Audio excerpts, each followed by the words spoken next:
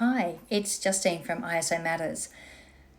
This week I wanted to talk to you about processes, and I know I talk about processes a lot, but they're really, really valuable tools. And so I thought today I would give you some metrics around how a process could actually help your business in a tangible way.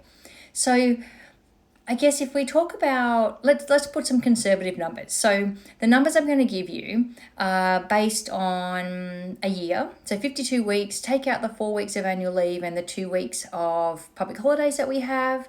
So let's just round it down to 46 work weeks in a year.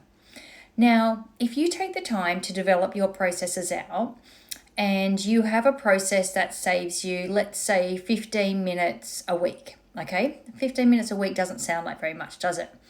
But if you extrapolate that out, that's 11 and a half hours a year, just because you refined a process or documented it. Now imagine if you did that for 10 of your processes. Well, then all of a sudden, that's 115 hours a year, or almost 3 weeks in time. So imagine if you then put 3 staff that use that process and everybody saved that time. All of a sudden, those 10 processes that are saving you 15 minutes a week each is now saving you the equivalent of 8 full weeks a year of lost time and lost money. So imagine if you could spend that 8 weeks doing something that made you money. So imagine if you were able to use that time to meet with clients and do billable work.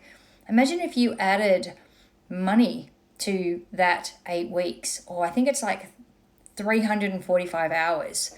So if you start to get my gist, you can see that very quickly, one small change, 15 minutes a week, sounds like nothing, but 15 minutes a week across 10 processes, across a year, across 3 people, is 8 weeks of valuable time back. So when you start to do your planning for next financial year, because obviously somehow we're at the end of the quarter and we're very fast coming into the last 3 months of this financial year, I urge you to put some time and maybe some goals, some objectives around capturing and refining your business processes. Because if you follow the example I just gave you, and that's super conservative, if you follow that example, you can see that one small little change can actually have a really profound effect on your business. And if you do that one small change often, so across all of your processes, then that's really something that's worth considering and thinking about how you're going to do it and spend some time. Because imagine if you could get 2 whole months back in your year.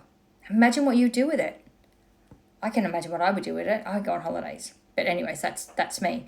But the key takeaways, I think, are you need to start planning for your next financial year. So maybe make one of those projects that you're going to do next year, one of your goals for financial year 25-26, make it about starting to document and capture your processes and start to realize the benefits that having well-defined and refined processes can give you.